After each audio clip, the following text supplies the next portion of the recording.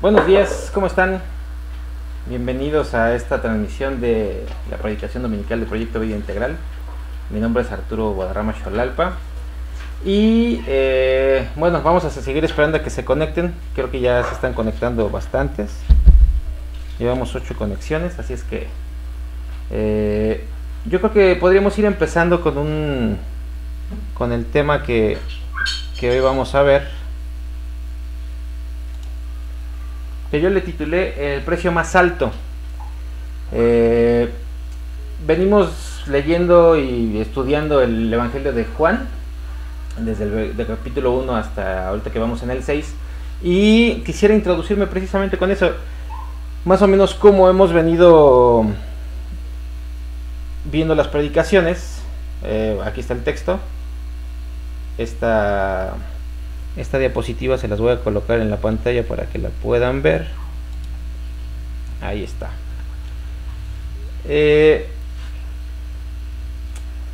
Para este momento en el que vamos a ver el capítulo 6, en el versículo 52 al 59, Jesús ya había pasado por algunas cosas. Y precisamente ya estaba a un año de su ministerio. Si ustedes recuerdan, y ahorita vamos a verlo, que todo empezó en Betabara cuando Juan el Bautista lo ve, ¿no? Y se acuerdan que Juan el Bautista estaba bautizando y todo, y entonces Jesús llega. Eso fue en el capítulo 1. Juan ya lo había presentado, y entonces llega Jesús con Juan el Bautista. También después de ahí se dirige a Galilea con sus discípulos. Precisamente lo invitan a una boda, y pues va a la boda de Caná. Luego pasa unos días en Capernaum con su madre. Así terminando la boda de Caná, la Biblia dice que se va a Capernaum, que es una ciudad que está muy cerca también de ahí. Y luego se va a Jerusalén, unos kilómetros al sur, unos 70 kilómetros al sur, y va y purifica el templo en Jerusalén. Luego sale de Judea, donde está Jerusalén, y se va para Galilea nuevamente. Y luego en ese camino pasa por Samaria y predica en la ciudad de Sicar. En Sicar es donde se encuentra con la mujer samaritana. Luego se sigue hacia el norte, hacia Galilea, y sana en Caná otra vez al joven que estaba en Capernaum. No sé si se acuerdan, en la predicación es cuando se le acerca un oficial del rey en Galilea, en Caná, y le dice: oye, no vayas hasta Capernaum, con lo que digas aquí, allá va a sanar mi hijo. Y entonces así sana, ¿no? Luego de ahí regresa otra vez a Jerusalén y sana a un hombre en el estanque de Betesda. Luego otra vez regresa a Galilea, ya con miles de seguidores, ya es donde empieza el capítulo 6. Y al inicio del capítulo 6 habla de que estaba cerca la Pascua. Cuando purificó el templo era los días de la Pascua también, y ahorita habla de que va a Galilea cerca de la Pascua. ¿Qué quiere decir? Que pasó un año, ¿ok? Pasó un año. Yo les puse aquí un mapa precisamente para que vieran más o menos el movimiento que tuvo Jesús. Lo pueden checar en... Yo lo construí ahí en... ¿Cómo se llama? En Google Maps. Lo construí en Google Maps, ese mapa, y me dice que caminando son 183 horas. Jesucristo caminó 873 kilómetros. Y ahorita más adelantito vamos a ver precisamente por qué les menciono esto. 873 kilómetros, ¿ok?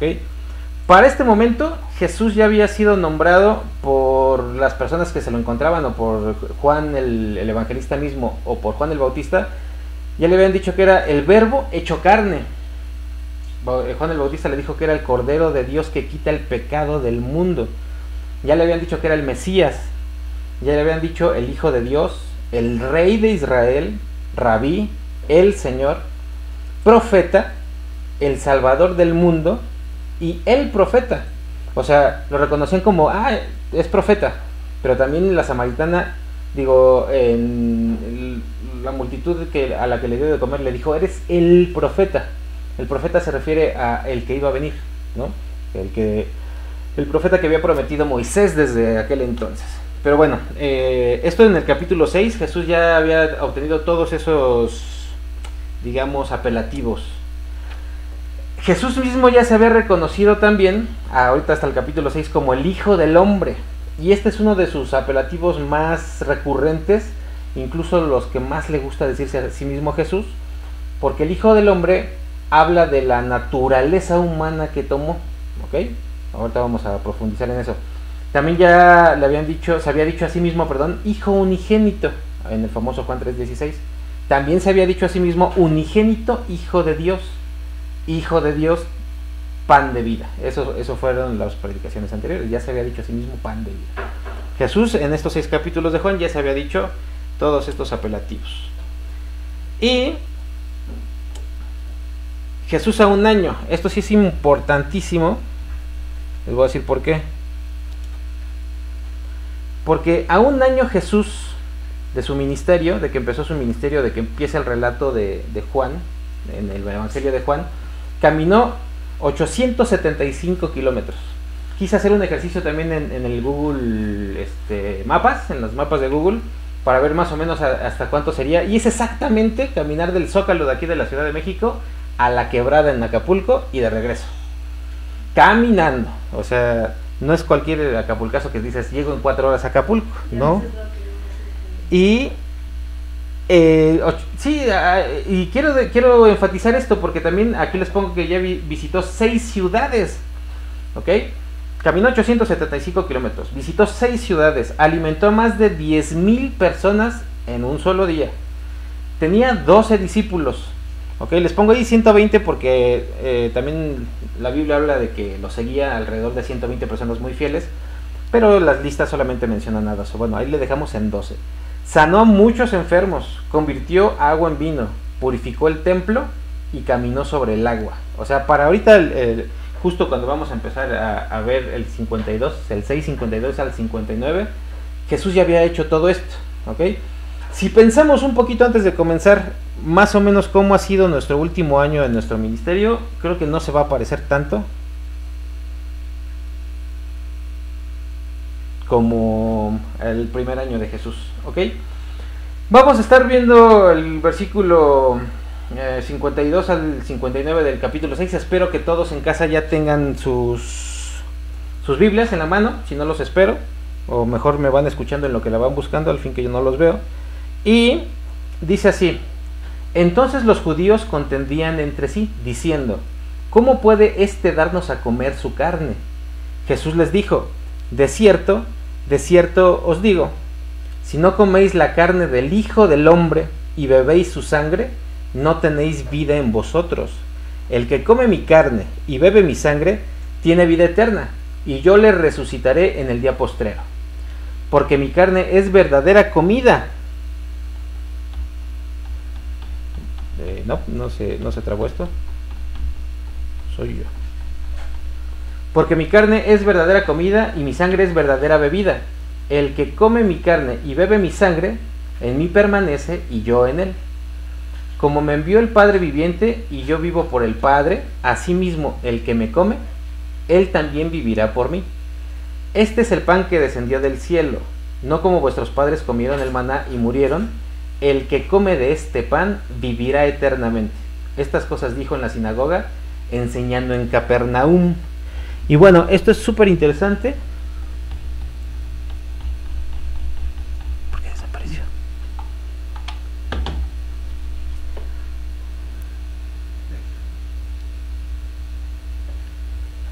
Les voy a dejar esta diapositiva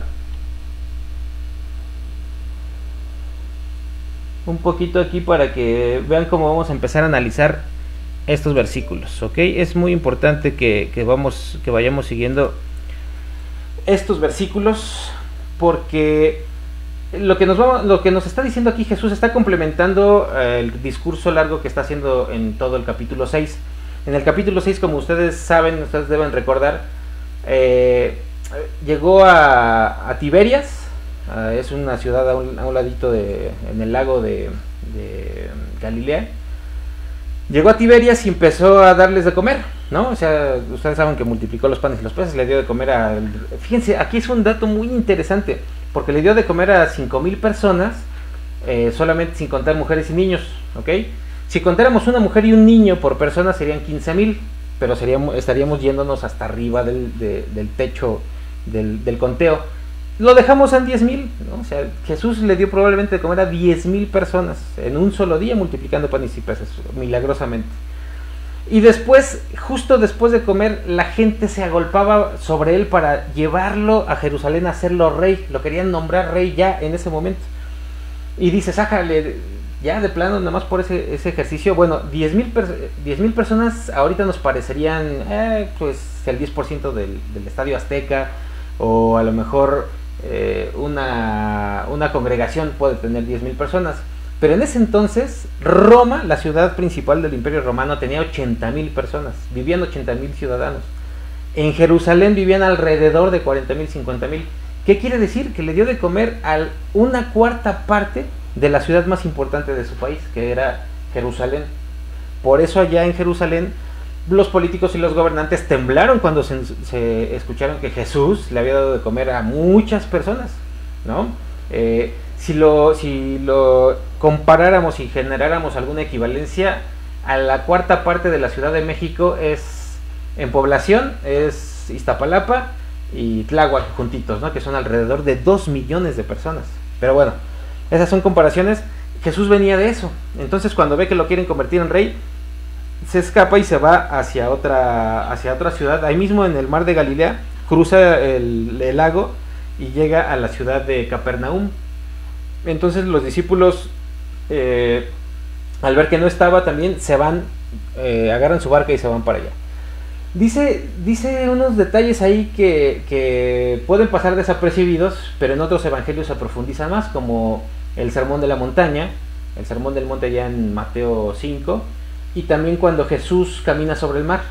En el 6 Juan los menciona muy, muy efímeramente, porque él se quiere concentrar ahorita en otra cosa. Entonces tenemos a un Jesús que viene de multiplicar los panes y los peces, de zafarse de la gente que lo quería convertir en rey, de cruzar el lago y de incluso después, en la noche cuando iban sus discípulos, venir a ellos caminando sobre el mar. Entonces ya llegó del otro lado y la gente despertó y dijo, ¿dónde está Jesús? ¿No? ¿Por qué razón? ¿Quién sabe? Más adelantito Jesús dice, vienen a mí porque les di de comer. O sea que muy probablemente esos 10,000 despertaron y dijeron, pues hay que desayunar, ¿dónde está Jesús? Y lo buscaron y no estaba. Dijeron, se fue al otro lado en Capernaum, y se subieron a las barcas y ahí van sobre Jesús. Llegando del otro lado, la Biblia dice que subió al monte, lo que les digo que el Sermón de la Montaña, pero ahí habla de que con sus discípulos. Y luego cuando empieza el largo discurso que estamos analizando, ya está en la sinagoga de Capernaum. ¿Qué quiere decir? A unos días de la Pascua ya está dentro de una sinagoga con judíos. En la sinagoga no caben 10,000 personas, o sea que seguramente estaban los muy de casa, los muy de esa zona, y los maestros de la ley, ¿no? Que son los que más recurrían a las sinagogas. Entonces tenemos un Jesús enseñando en una sinagoga con judíos. Obviamente los judíos, sí quiero hacer aquí, recalcar un poquito nada más, que se refiere Juan a los judíos como los maestros de la ley, ¿no? Lo que mucho en Marcos, Mateo y Lucas habla de los fariseos y los saduceos, aquí los condensa solamente en los judíos. Entonces ya está Jesús hablando con ellos y les da un largo discurso del que venimos platicando, ¿no? De que yo soy el pan de vida, el que me come tiene vida eterna.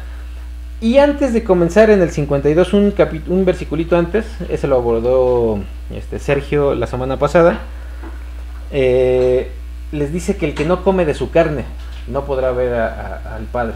Y entonces aquí los judíos contendían entre sí. Yo la primera división la puse así como una pregunta en el ¿por qué la vida está en comer su carne y su sangre? ¿Ok? ¿Por qué? Nosotros que somos de un trasfondo católico, cuando escuchamos comer la carne y beber su sangre, inmediatamente nos refiere a algo tradicional y litúrgico de la religión católica, ¿no? Que es la famosa Eucaristía. En la Eucaristía se supone que están repitiendo algo que Jesús hizo en la última cena, que fue tomar la copa de vino y comer el pan sin levadura, y él dijo, hagan esto en memoria de mí, ¿no? Y los discípulos, después vemos en las cartas de Pablo, aquí mismo, incluso en las cartas de Pablo principalmente, que los discípulos acostumbraban juntarse, partir el pan y tomar el vino en memoria de Jesús, ¿no? Lo que hoy le llamamos la Cena del Señor. Pero era eso, una cena, ¿no? Tomar el vino y hablar de Jesús y recordar su sacrificio. Cuando se institucionaliza el cristianismo, se empiezan a tomar estas liturgias muy en serio, y no es que no estuvieran serias antes, sino muy en serio en el sentido de que muy solemne y muy místico. Hay 3 Fs famosas en la comunicación, que son la fuente, el fondo y la forma. La fuente es la Biblia. La Biblia, el canon bíblico, sí habla de celebrar la cena del Señor, sí de comer pan y de beber vino en memoria de Jesús.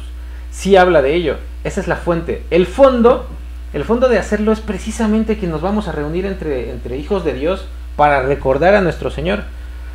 Y la forma, pues el pan era sin levadura, pero muchas veces por X o Y razón, pues no había pan sin levadura, sino con levadura, y no había vino, sino había tal vez mosto nada más, ¿no? Que es un vino poco fermentado, o agua, o otro líquido que se pudiera tomar, y entonces tomaban la cena del Señor, pero porque era hacerlo en memoria y hablar de Él y pensar en Él y recordar su sacrificio, no necesariamente por las sustancias. Y es aquí donde entra una doctrina extrañísima que nació ya más en el siglo XVI más o menos, en el que la gente cree que el pedacito de harina que le dan a comer es literalmente el cuerpo de Jesús, y que el vino se convierte literalmente en la sangre.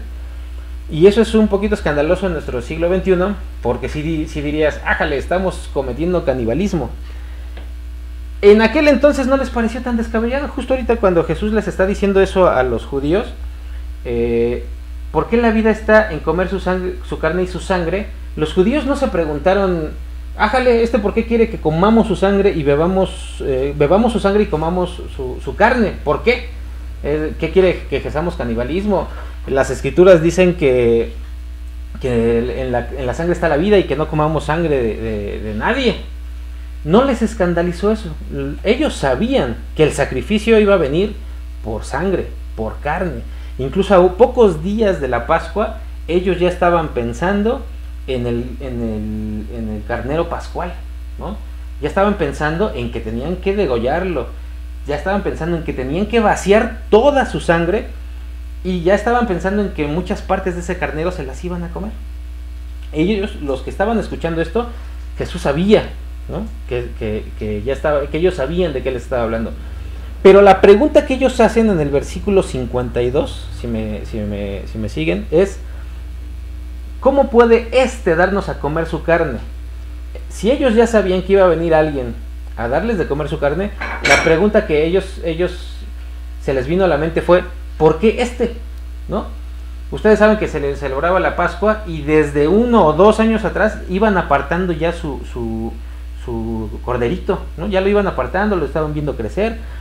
No sé si le ponían nombre, le daban buena alimentación, lo bañaban, lo trasquilaban, lo trataban bien bonito, pero porque lo iban a sacrificar.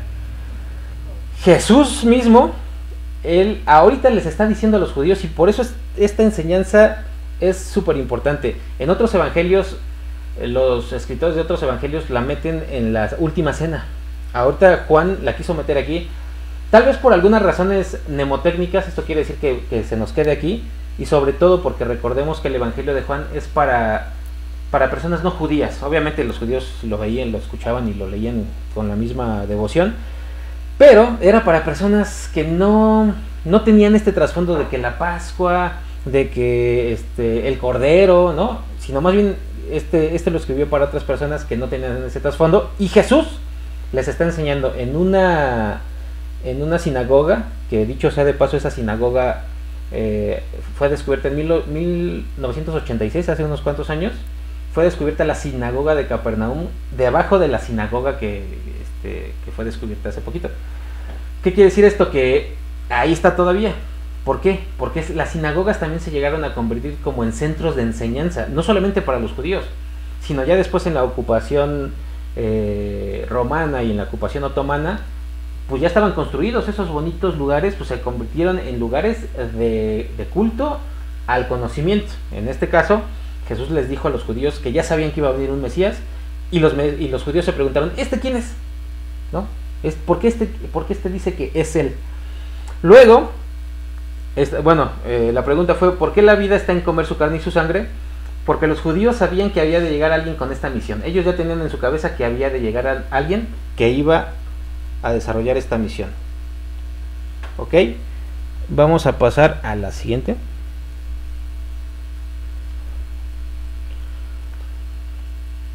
También porque Jesús, el Hijo del Hombre, fue enviado a ello. Vamos a leer el 53 y el 54. Espero me estén siguiendo por ahí. Jesús les dijo, de cierto os digo, si no coméis la carne del Hijo del Hombre y bebéis su sangre, no tenéis vida en vosotros. El que come mi carne y bebe mi sangre, tiene vida eterna, y yo le resucitaré en el día postrero. Jesús se está presentando ya ahí como el Cordero de Dios que quita el pecado del mundo, como lo presentó Juan al inicio del Evangelio. Ahí Jesús les está diciendo, y esto probablemente les escandalizó a muchos, pero les hizo sentido a otros tantos, ¿ok? Porque no nada más era el milagrero que les daba de comer, o no nada más era el que sanaba a sus enfermos, porque Dios hacía milagros a través de muchas personas, pero en este caso Él se estaba presentando como el Hijo del Hombre, el Hijo de Dios, y que era quien iba a sacrificarse por ellos, ¿ok? Y en el mismo versículo, perdón, en el siguiente versículo, en el 55, les está diciendo también algo que esto es el tema central de lo que estoy ahorita predicando, porque mi carne es verdadera comida y mi sangre es verdadera bebida. Los judíos antes de salir de Egipto habían pasado por algunas plagas. Dios se había manifestado muy fuerte ante Faraón, y la última plaga fue la muerte sobre todo Egipto. Entonces se instituyó la Pascua, se mataba al cordero pascual, se sacrificaba y se ponía la sangre en los dinteles de las puertas, en los marcos de las puertas, para que no los afectara. Jesús, eso era un tipo de lo que Jesús iba a venir a hacer. Entonces aquí Jesús les está diciendo que es por su sangre. Y esto es muy importante porque muchas veces, como otras denominaciones o religiones lo creen, muchas veces es suficiente creer que una sustancia que está acá afuera, algo tangible, una bebida o una comida, es lo que nos hace bien, ¿no? Muchas veces la gente cree que es por lo que está afuera, por lo que vemos. En ese momento sí le estaban viendo a Jesús y sí estaban dudando y sí le estaban preguntando, y Jesús se está presentando como el Cordero apto. Y eso es muy difícil hacer, porque para personas tan religiosas como los judíos, que llegara el hijo de estaban en Capernaum. Capernaum era una de las 3 ciudades más cercanas a Nazaret, donde creció Jesús. Incluso de Nazaret los carpinteros tenían que bajar a Caná a comprar allá en los aserraderos su madera, o a veces tenían sus principales trabajos eran hacer barcas o arreglar las barcas. Entonces tenían que ir a Capernaum precisamente, o tenían que venir a Tiberias. Entonces toda esa zona era de gente de oficios, ¿no? Era de gente sin muchos estudios, gente de oficios y gente que pues, se juntaban para platicar, para conocerse, para compartir sus experiencias. Y Jesús era un carpintero muy conocido. De hecho, más adelantito, en este mismo capítulo 6, dicen, ¿qué no es el hijo de José el carpintero? O sea, se conocían entre ellos. Y Jesús le estaba diciendo a todas las personas que lo conocían, les estaba diciendo, yo soy el cordero que va a sangrar y que va a entregar su carne por su pecado, para pagar por su pecado, para que la muerte no los toque. Entonces, esta es una escena en la que sí está complicado a veces hasta de digerir para las personas de aquel tiempo, y ahorita les voy a platicar que no solo para las de aquel tiempo. Vamos a ver la siguiente división, no sin antes comentarles que la vida está en Jesús, en su carne y en su sangre. Esto es muy importante que nos llevemos ahorita en la cabeza para ver la siguiente división del sermón. La vida está en Jesús, en su carne y en su sangre, no solamente porque a eso vino, sino porque Él era el Mesías. El plan de Dios ya incluía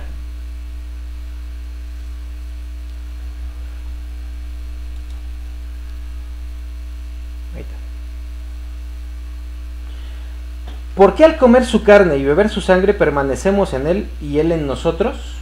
Fíjense lo que dice el versículo 56 y 57. El que come mi carne y bebe mi sangre, en mí permanece y yo en él. Como me envió el Padre viviente y yo vivo por el Padre, asimismo el que me come, él también vivirá por mí. De verdad que desmenuzando un poquito este conocimiento, sí es un conocimiento muy profundo. La verdad, vivimos en el siglo XXI y se ha repetido tanto a lo largo de la historia que ya lo asumimos como cierto. Ah, sí, Jesús murió por nosotros. Ah, sí, fue su sangre la que nos cubrió. Incluso hay canciones, ¿no? Que la sangre de Jesús, o hay oraciones, o hay hasta mantras entre los mismos cristianos, ¿no? Sí, la sangre de Jesús, que nos cubre la sangre de Jesús. Porque ya lo vemos como algo muy cotidiano, ¿no? En aquel entonces lo veían un poquito cotidiano en el sentido de que sabían que iba a venir alguien, pero no sabían que era Jesús. Él se estaba presentando como ello. Entonces, ¿por qué al comer su carne y beber su sangre permanecemos en él y él en nosotros? Porque reconocerlo y acceder a él nos mantiene vivos. Se crea aquí una relación entre las acciones de Jesús como Mesías y se crea aquí una relación entre las acciones de Jesús como la persona que nos amó. Jesús vino a este mundo para dar su vida, para derramar su sangre, pero también vino para enseñarnos y acercarnos al Padre, para mostrarnos el amor del Padre. No se crean que lo seguían 10,000 personas solamente por su linda cara. Él tenía un carisma extraordinario. Él era el Hijo de Dios. Él es el Hijo de Dios. Estaba encarnado aquí y caminaba y la gente lo seguía. Si nosotros si leemos la Biblia, vemos que era muy elocuente. Cuando a mi hija le encanta un pasaje cuando lo quieren tentar y decirle: oye, tenemos que pagar el tributo a César, y que le enseñan la moneda y que dice: al César lo que es del César y a Dios lo que es de Dios. O cuando le está sanando a un paralítico y los judíos le dicen: ¿por qué perdona sus pecados? Y le dice: ¿qué es más fácil? Decirle: ¿te perdono tus pecados? O levántate y anda. Jesús era elocuente, dice un salmo, era el más hermoso de los hijos de los hombres. Tenía el Espíritu Santo, tenía todos los dones, tenía un importante talento natural y divino para que la gente lo siguiera. Y sobre todo, era la encarnación del amor. Por eso esta predicación se llama El precio más alto, porque precisamente la salvación del mundo vino a través de un hombre, de un hijo, del Hijo de Dios. Vino a entregar su vida, a derramar su sangre, y esa sangre es para cubrir nuestro pecado, y ahorita vamos a hablar de ese tema. También, porque al comer su carne y beber su sangre permanecemos en él y él en nosotros, porque reconocerlo y acceder a él nos mantiene aptos para relacionarnos con él. Pareciera muy derivativo. Reconocerlo y acceder a él no implica solamente el decir: tener el dato. Sí, Jesús vino a morir. Sí, sí es Dios. Sí, es un miembro de la Trinidad. Sí, incluso hasta algunos se atreven a decirle: sí, Chuchín es mi amigo. No, a ver, espérenme. Jesús, al reconocerlo y acceder a él, implica el saber a qué estamos accediendo, saber qué estamos reconociendo. Muchas personas en las congregaciones cristianas y no cristianas asumen a Jesús como Hijo de Dios, asumen a Jesús como alguien muy espiritual. Hay personas incluso de la política y personas de la ciencia que dicen: sí, Jesús. Pero Jesús no es Jesús un elemento en el mundo, un elemento en una religión. No, Jesús es el tema central. Jesús es el tema de la Biblia. Jesús es el plan de Dios. Jesús es el Señor. Incluso Jesús, ahora que accedemos a él, él nos da la guía. Por eso dice: permanecer en mí. Reconocerlo y acceder a él es permanecer en él y él en mí. ¿Por qué permanecer en él y él en mí? ¿Ok? Pero ahorita vamos para allá, no se me adelante. ¿Por qué al comer su carne y al beber su sangre permanecemos en él y él en nosotros? Porque el Padre lo envió. Hay algunas otras religiones en el Oriente, en el Medio Oriente, algunos árabes, algunos incluso parte del cristianismo como los ortodoxos o los católicos romanos, que sí asumen a Jesús como un profeta, ¿no? Si alguno algún día lee el Corán, no es que quiero que lo lean, pero si algún día lo leen, asumían a Jesús como un profeta. O sea, ahí en el Corán habla de Jesús como un profeta que vino. Incluso muchos de los historiadores judíos y judíos, los rabinos de aquellos tiempos, sí decían, sí, Jesús, sí, un profeta. Sí, el Jesús histórico existe también. Hay historiadores como Flavio Josefo, como Eusebio de Cesarea, que sí ponen el dato ahí. Sí, Jesús fue un judío que vivió en el siglo I, ¿no? Pero ¿qué tiene que ver? ¿Por qué tenemos que permanecer en él? ¿O por qué tenemos que hacerle caso a ese Jesús? ¿Por qué tenían que hacerle caso a ese Jesús que les estaba predicando en la sinagoga de Capernaum? Porque el Padre lo envió, y lo dice súper claro en el versículo 57. Como me envió el Padre viviente y yo vivo por el Padre, asimismo el que me come, él también vivirá por mí. ¿Ok? Y esto es muy importante. Insisto que pareciera que ya lo sabemos, ¿no?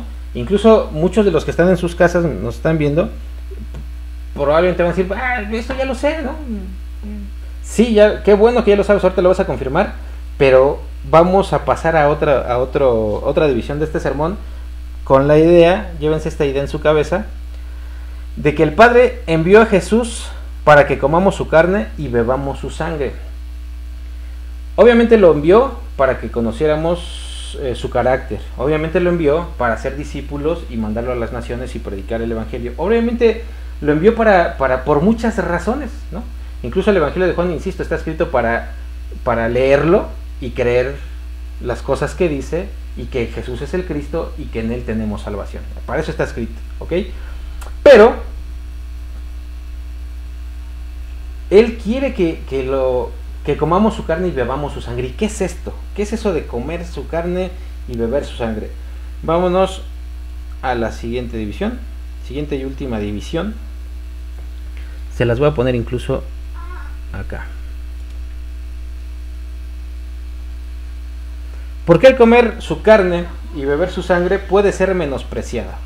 Y es aquí donde vamos a platicar muy, digamos, sentidamente con todos los que somos cristianos, con todos los que estamos en casa guardaditos ahorita por el coronavirus, o incluso veo que hay poquitos conectados, hay 20 conectados. Es donde vamos a ver qué está pasando aquí. A veces el sacrificio de Jesús fue único y verdadero. Ya sucedió hace poquito más de 2000 años. Resucitó, está sentado a la diestra del Padre, nos mandó el Espíritu Santo. Muchos datos que ya tenemos, ¿ok? Pero a veces parecería que lo estamos menospreciando. ¿Por qué? Porque lo que viene de Dios violenta el sistema. En aquel entonces estos judíos no se quedaron contentitos cuando terminó de decirles esto, así como, mira, sí, tú eres, ¿no? Qué padre, ¿no? Incluso el relato dice que terminando de decir estas cosas la gente se estaba yendo, y los discípulos le dicen, Jesús, ¿por qué les dices estas cosas tan duras? Se te están yendo. Y Jesús, lejos de decirles, ay, pobrecitos, vénganse para acá, no se me vayan a ir, les dijo, ¿se quieren ir ustedes también? Eso está fuerte, porque menospreciamos este sacrificio. Dios pagó un precio muy alto por ti, muy alto, la sangre de su Hijo. Cuando Jesús vino acá, violentó el sistema, ¿ok? Literalmente, cuando sanó a un enfermo en sábado, se escandalizaron, ¿y por qué sanas en sábado? Cuando dio de comer, quiere ser rey. Cuando cruzó el mar caminando, es un fantasma. Violentó todo el sistema que existía, y más no el sistema de Dios, porque él es parte del sistema de Dios, el sistema de los seres humanos, el sistema que nosotros hemos creado alrededor de la idea de incluso el mismo Jesús. He estado platicando con la pastora acerca de que las estrategias de evangelismo tienen que girar ahora en torno a una idea en el que el catolicismo ya nos hizo la mitad de la chamba. El catolicismo se esparció por todo el planeta, ¿ok? Y nos hizo la mitad de la chamba. Llevó el conocimiento de Jesús a todos los rincones de la tierra. Y después los protestantes dijeron, no, hagamos nosotros también. Pero llegaron a los lugares como tratando un poquito de a llevar una religión en contra de otra religión, y no es así. Los católicos ya conocen de Jesús, ¿no? De hecho, muchos venimos del trasfondo católico. Le decía también a Gama que cuando estaba leyendo lo de comer la carne y beber la sangre, pues algunos de ustedes, seguramente no son tan jovencitos, asistieron a alguna misa, no se hagan, y cantaban un cantito, ¿no? De es el cuerpo y la sangre del Señor, y tocaban unas campanitas y subían acá y pasaban así el copal, y la gente se ponía muy espiritual en ese momento, muy solemne, ¿ok? Sí, pero ¿y qué? Salían y eran exactamente las mismas personas. Los padres, ¿qué les cuento? Se menosprecia. Jesús, las cosas que Dios manda violentan el sistema. ¿Tú estás acomodadito ahí en el sistema? La gente habla mal de ti por hablar de Dios.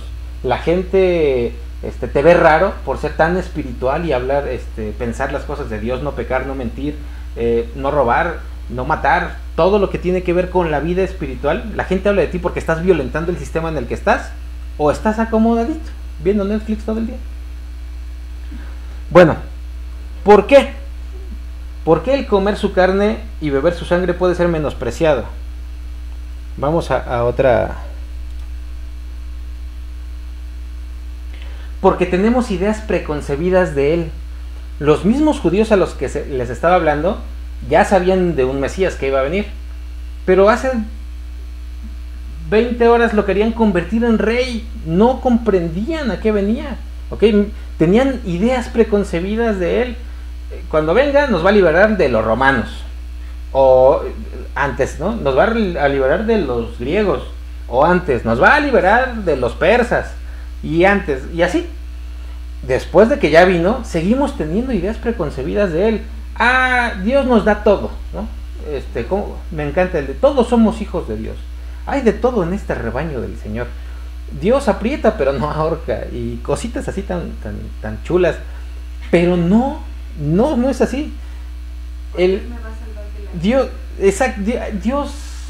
me va a salvar de la pandemia. Pues sí o no, depende de su gran voluntad. Las ideas preconcebidas que tenemos de él, hay a veces hasta en las oraciones se escucha, hermanos, cuando Dios, dame, ponme, quítame, haz, no hagas. A veces hasta parece que la oración va al revés y que nosotros somos el Señor y Él es el que tiene que obedecer. Tenemos muchas ideas preconcebidas de Él, y a veces más profundas, ¿no? A veces sí llegamos a Dios, queremos acceder a su sangre, a su carne, a lo que es Él, pero no queremos entregar nada, ¿no? No queremos acceder completamente a eso. Dios pagó un precio, y un precio muy alto, por nuestra salvación. Acceder a ello implica un compromiso, implica que lo vamos a declarar también como nuestro Señor, y ahorita vamos a eso. ¿Por qué el comer su carne y beber su sangre también puede ser menospreciado? Porque lo que viene de Dios implica siempre un reto, siempre. Yo he estado leyendo el Evangelio de Juan, me he echado la Biblia, y en mi vida misma, cada que Dios me habla, cada que Dios me revela, cada que Dios me dice, implica un reto personal o un reto hacia los demás, ¿no? Los judíos lo escuchaban y decían, nos dio de comer, dice estas cosas súper importantes, sí debe haber un Mesías, ahorita que va a suceder la Pascua, el cordero debe ser puro, sin mancha, lo vamos a cortar, vamos a desangrarlo completamente, nos lo vamos a comer. Ellos tenían en su cabeza ya todo eso, ya se la sabían, como ustedes comprenderán, hermanos. Pero les estaba implicando un reto. El reto que tenían allá entonces los judíos era creer en Él, creerle a Él, comer su carne y beber su sangre. Ese era el reto que tenían ellos en ese momento. Sí, algunos lo tomaron, pero el relato dice que no todos. Se regresaron muchos, se fueron para atrás otros tantos, ¿no? Los mismos discípulos dijeron, ay, dura palabra es esta, o sea, sí les caló, ¿no? Sí les caló. Ahí nos damos cuenta que sus mismos discípulos apenas estaban ahí asumiendo que Él era el Mesías, ¿no? todo implica un reto. Los judíos no todos aceptaron el reto ese día. Los 12 discípulos sí lo aceptaron y después uno se nos echó para atrás. Ya es muy conocida esa historia. Unos sí aceptaron el reto y otros no, ¿ok? Eso es muy importante. Y bueno, quiero concluir con algo que el reto de comer su sangre y de comer su carne y beber su sangre debe ser aceptado y no menospreciado. Ahí me equivoqué, creo que dupliqué sangre.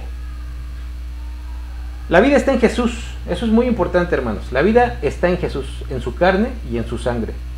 El Padre que lo envió para que aceptes el reto y estés vivo permanentemente. El Padre lo envió. Estoy concluyendo con esta idea por algunas razones que ahorita les voy a decir.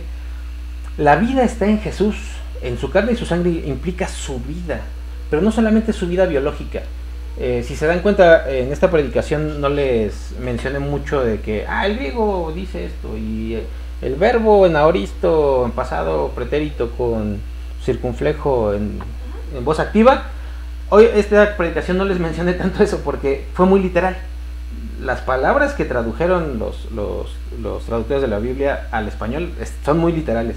La carne sí es esta carnita de la que habla, la sangre sí es la sangrita que está aquí adentro, y habla de la vida. La vida es la vida misma. Jesús es la vida misma. ¿Y qué quiero decir con esto? Para no confundirlos. Jesús vino a enseñarnos al Padre y Él mismo dice que la vida eterna es conocerlo a Él, ¿no? Y estar con Él todo el tiempo. Esta es la vida eterna, que te conozcan a ti, el único Dios verdadero, y a Jesucristo a quien has enviado. Eso es la vida eterna. Ya que nosotros accedimos al sacrificio de Jesús por medio de su sangre y de su carne, en este caso, como lo dice en la sinagoga de Capernaum, ya que accedimos a ello, la vida eterna es conocerlo, estar con Él, permanecer en Él. Eso es la vida, ¿ok? No veamos la salvación como un evento, veámoslo como un proceso. Esta es la primera parte del proceso. Aquí Jesús les está diciendo, la primera parte del proceso de salvación es acceder a mi sacrificio, ¿ok? Para permanecer en mí y yo en ustedes. Esa es la segunda parte del proceso y que se convierte en la parte más larga del proceso. Permanecer en Él, conocerlo, amarlo, dejarte regir por Él, gobernar por Él. Y fíjense, ya para ir concluyendo, les quiero decir que ya nos dejemos de miedos, hermanos. Que ya nos dejemos de miedos. Ahí está. Que ya nos dejemos de miedos porque últimamente hemos estado muy sensibles, por lo menos yo, su servidor, y muchas personas que he visto alrededor de mí, no cristianos, pero cristianos principalmente. Muchos cristianos que dicen, ¿para qué el cubrebocas? Que no sirve para nada. Otros que dicen, no, sí póntelo porque si no te vas a morir. Y otros que dicen, vamos a ponérnoslo por obediencia y por precaución.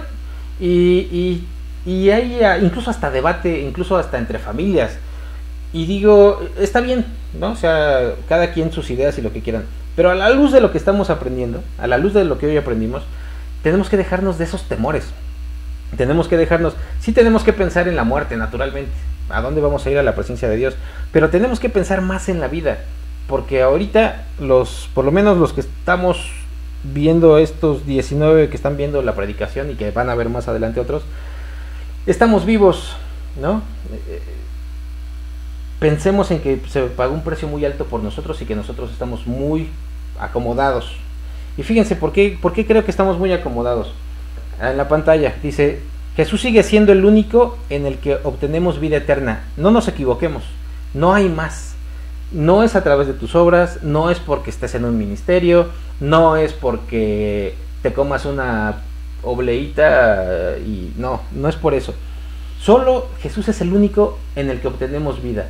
Y no solamente esta vida de una idea, vida eterna, no, vida aquí, ¿ok? El que está cerca de Jesús es capaz de hacer todo, de trabajar y encontrar un trabajo, de darle sustento a su familia, de ese tipo de vida también, ¿ok? Jesús sigue siendo el único en el que obtenemos vida. Hermano, ora todo el tiempo. Creo que se me pasó una, espérense. Sí, lee la Biblia. ¿Ok? Lee la Biblia completa. A ver, tú que estás ahí en tu casa, 19 que me están viendo y muchos que me van a ver, lee la Biblia, por favor. Te tenemos que pedir, de verdad, por favor, que la leas. Es muy importante, ahí está la verdad, ahí encontramos a Jesús, ahí conocemos su carácter. Puedes comenzar con el Evangelio de Juan hoy mismo, para que sepas de qué te estuve hablando y para que sepas de qué te van a hablar la siguiente semana.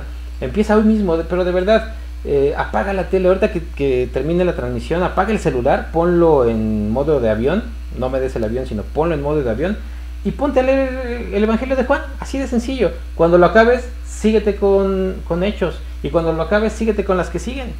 Mis hijas, por ejemplo, leen todos los días en la mañana el proverbio del día. Son 31 proverbios, ¿no? El mes tiene 31 días generalmente, a veces sí, a veces no. Y leen entonces el de la fecha que corresponde hoy. ¿Hoy cuál fue? 29. El 29, ¿no? Entonces, ¿sí es 29? Sí. Ok. Lean su Biblia, por favor, hermanos. O sea, de verdad, al leer tu Biblia, y no estoy jugando y no es por concluir así como que muy práctico, pero al leer tu Biblia no estás menospreciando, al leer tu Biblia estás comiendo y bebiendo a Jesús, comiendo su carne y bebiendo su sangre. Hazlo. Ora todo el tiempo. Pablo nos decía orar sin cesar, ¿no? Y a veces hasta parece como que imposible orar sin cesar. Orar implica comunicarse con Dios. Orar implica que en cada situación de tu vida pienses en lo que Dios haría. Ahí Dios te está hablando. Eso es la oración. La oración no es hablar como merolico, bla, bla, bla, bla, bla, amén, y pum, vámonos. No. La oración es sí hablar. Hola Dios, ¿cómo estás? Fíjate que ando sacado de onda porque estoy temeroso porque me vaya a dar el bicho. Y después escuchar. Te callas tantito y escuchas. ¿Ok? Y Dios va a hablar a tu conciencia. Te va a hablar a través de tu conciencia, de la Biblia, de tus líderes y de las circunstancias. Y si combinas esos cuatro, vas a escuchar clarito la voz de Dios que te dice: quédate en casa, lávate las manos, ponte un cubrebocas si sales, y ponte. Eso es, ora todo el tiempo, hermano. Pero también disciplínate a hacer tu tiempo con Dios a una hora del día, ¿ok? Los que no tengan costumbre de hacer su devocional, háganlo, de verdad, por favor. Tiene todo que ver con esta predicación. Es una conclusión de mi predicación, de no menospreciar el sacrificio de Jesús. Pasa tiempo con Él. Él vino a morir por ti, ya te dio salvación. Si es que ya eres salvo, pasa tiempo con Él, por favor. Otro es: no le temas a la muerte, ¿ok? La verdad, hay veces que sí piensa uno en que le puede dar el bicho o cualquier otra cosa, y sí puede entrar uno en pánico, ¿no? Y más si nos ponemos a ver en estas épocas películas que hablan de la muerte, de la pandemia, de el infierno y de esas cosas, pues uno se sugestiona, ¿no? Y sí se pone a pensar en la muerte, ¿ok? Está bien, piensa en la muerte, pero no le temas. Incluso prepárate para ella. Desafortunadamente, ahorita en esta ciudad está incrementando la posibilidad de agarrar el bicho y de que te mueras. Pues ya hiciste tu testamento, ya le dijiste a tus hijos qué quieres para después, ya hiciste un ahorrito para el féretro, o sea, morirse cuesta. Piensen en la muerte, pero no le teman, incluso hasta prepárense para ella, porque solamente es un pasito. Sí se dice fácil, yo lo sé, pero prepárense para ello. Fíjense, vive el día como si fuera el último de tu vida. Eso es muy importante, ¿eh? Parecería una frase muy de Paulo Coelho y esos animosos. No, vive el día como si fuera el último de tu vida. Pero sí es en serio. Cuando los discípulos vieron que Jesús se fue, ya se los había dicho en un devocional, cuando vieron que se fue, dijeron: órale, vámonos, órale Pedro, ¿para dónde? ¿Tu Judea? Va yo para Judea, tú para Samaria, vaya yo para eso. Y vámonos porque se nos acaba el tiempo, el Señor ya viene rápido. Vivían cada día como si fuera el último. Las cartas de Pablo, o sea, Pablo estaba apurado por ir a Galacia, a Efesio, y mandaba cartas y ¡ay! Hay que hacerlo ya, pronto, ¿ok? No solamente predicando el Evangelio vivas el último día, sino Tú mismo, levántate, gózate de que viste la luz del nuevo día, ora a Dios, lee tu Biblia, todo lo que te acabo de decir, y perdona y pide perdón, ¿ok? Fíjense que uno de los temas interesantes cuando yo me volví cristiano y que conocí y accedí, comí la carne de Jesús y su sangre, fue perdona y pide perdón. Y yo creí que se terminaba ahí, ¿no? O sea, en mi época en reto, no, yo ya lo perdoné, ya le pedí perdón, pero no, diario tenemos dinámicas familiares y más ahorita todos juntitos en un solo lugar, en el que a veces hasta nos podríamos llegar a estar ofendiendo sin querer, ¿no? O sí queriendo. Si tú identificas en qué te han fallado, perdona a la gente. Y si tú le estás fallando a alguien, pide perdón. Es bien sencillo. Y así no vas a estar menospreciando el precio alto que se pagó por ti. Dile que lo amas, dile que lo o la amas, ¿ok? ¿Hace cuánto que no le dices que amas a tu esposa, a tu esposo, a tus hijos, a tu mamá que está tal vez en otro estado o lejos, no vive contigo, a tu papá, ¿ok? A los que todavía lo tienen, a su primo que saben que está a lo mejor en el tanque, o alguien que necesita rehabilitación? ¿Hace cuánto que no le dices que lo o la amas? Pues díselo, ahorita es el momento. Bueno, no ahorita, deja que acabe esto. Abraza y besa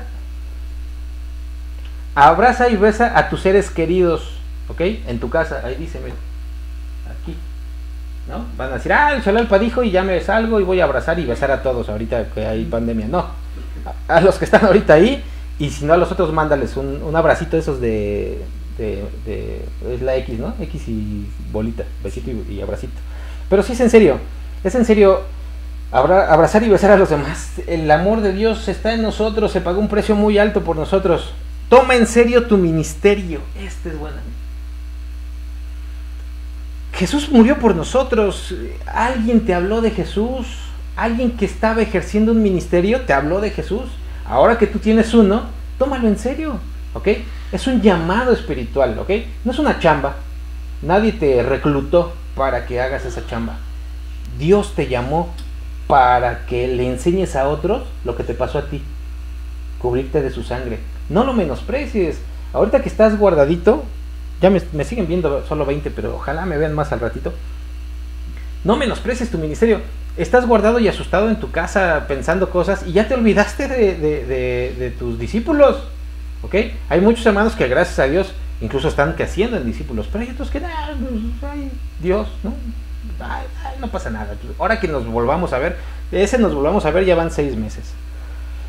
Mándale un mensaje a esa persona que Dios te ha acercado para preguntarle cómo está, ¿ok? Hay una persona, mínimo una persona, que Dios ya te está acercando y ya te está preguntando cosas de Dios. Mándale un mensaje. Ahorita que terminemos, dile, oye, ¿cómo estás? Y empieza ahí a decirle lo que te pasó a ti, ¿ok? Y mándale un mensaje allá. Muéstrale a tu patrón que eres hijo de Dios. Esta está muy buena también. Muéstrale a tu patrón que eres hijo de Dios sin hablar, ¿ok? Ahorita es cuando las personas están poniendo sus ojos en los cristianos, los que están saliendo a trabajar, y los están viendo, a ver, cómo reacciona, ¿no? Si se pone el cubrebocas, mira, sí se lo pone, aunque confía en Dios, se lo pone. ¿Se lava las manos? Sí, se lava las manos. ¿Cuida a los demás? Sí, cuida a los demás. Ahorita es el momento en que tienen que ver a Dios en ti, ¿ok? Muéstrale a tu patrón que eres hijo de Dios sin hablar. Y bueno, preocúpate por quien ha dado su vida por ti. Hay muchas personas que estamos vivos porque alguien se tomó la molestia de dar su vida por nosotros, ¿ok? Jesús dio su vida por ti. Él le entregó literalmente su carne y su sangre. Murió en la cruz violentamente, horrible, y ahí pagó el precio del pecado para que tú estuvieras hoy aquí viéndome. Ya somos 21, ¿ok? Más los que vean. Él pagó el precio por nosotros, ¿ok? Pero hay más personas como los 12 discípulos, y luego los 5,000, y luego los que salieron a predicar, que dieron su vida por ti, ¿ok? Eso no se quedó en Jesús. Hay muchos que están dando su vida por ti, ¿ok? Yo conozco a varios. Para empezar, Gama y Ale, ¿no? Los directores de aquel tiempo de reto donde estuve yo. Los actuales colaboradores. Muchas personas que han estado trabajando de tiempo completo en el ministerio están dando su vida por ti, ¿ok? Preocúpate por ellos, ¿ok? ¿Cómo? Mínimo un mensaje, conéctate, llámales y diles, oye, estoy bien, ¿tú cómo estás? Otra, diezma, ofrenda, ¿ok? Si tú tienes un extra, sabemos que son tiempos difíciles, ¿ok? Si tú tienes un extra, ofrenda. El diezmo es de rigor, pero si tienes un extra, ofrenda, ¿ok? Pregunta qué podemos hacer por las personas que están viviendo de tiempo completo para algún ministerio, dando su vida por ti. Y bueno, eso pasó en la sinagoga de Capernaum. Es muy bonita esa sinagoga, ojalá la busquen en Google y la encuentren, está muy interesante. Y los dejo, no concluyo mi tema, pero todavía falta terminar el capítulo, va a concluir muy interesante, ¿ok? Muchas gracias por haberme escuchado. Quiero hacer una oración, ojalá me acompañen, para que sepamos que Jesús, tenemos que comer la carne y beber su sangre, porque es un precio muy alto el que se pagó por nosotros. Vamos a orar y a concluir con esto. Señor, muchas gracias. Yo te agradezco porque nos has hablado el día de hoy. Gracias porque nos dejas escudriñar tu palabra, nos dejas observar en tu palabra que no hemos sido del todo amantes tuyos, Señor. No hemos sido del todo atentos a tu palabra, no hemos sido del todo hijos, pues buenos hijos, Señor. Espero no hablar por todos, Dios, pero la verdad, cuando tu palabra nos ilumina, nos damos cuenta que hay muchas cosas que todavía tenemos que ajustar, que cambiar, Dios. Y al no hacerlo estaríamos menospreciando tu sacrificio.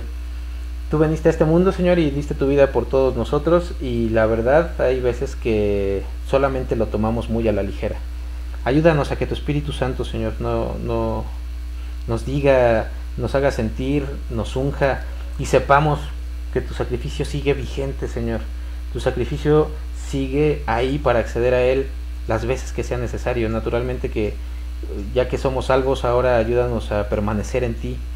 Dios, de verdad yo te pido un milagro, Dios. Yo te pido un milagro para que a través de reconocer que tu sacrificio es vigente, empecemos a vivir una vida como tú la quieres, más cerca de ti, Dios, más cerca de ti a través de una vida devocional intensa y activa.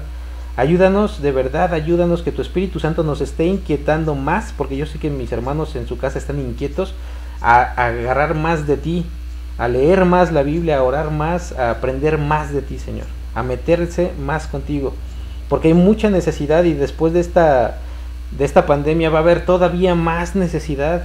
Va a haber gente confundida, va a haber gente que se está echando para atrás, va a haber gente desanimada, como ya lo hay ahorita. Va a haber gente en situaciones precarias, Dios, y van a necesitar de ti, Dios. Ayúdanos, porque cuando eso suceda y podamos salir a la calle, salir como miembros incandescentes, Señor, como personas que están realmente vivos en ti, Señor.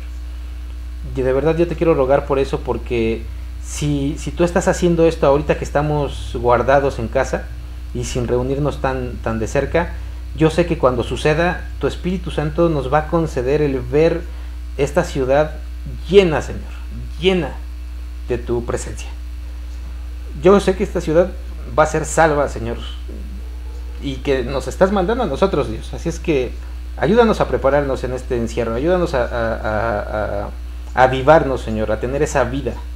Yo te agradezco mucho porque nos has enseñado muchas cosas en este día, en esta hora, y amén. Y bueno, hermanos, los que alcanzaron a ver, los 21 fieles que estuvieron en la conexión, este video se queda ahí, ¿ok? Copien el enlace y mándenselo a sus contactos, mándenselo a los que andan lejos, a los que saben que pueden verlo, y si no, se va a quedar ahí para que cuando puedan verlo los que no tengan internet lo vean algún día, ¿ok? Espero que haya sido de bendición para ustedes y me despido. Cuídense mucho.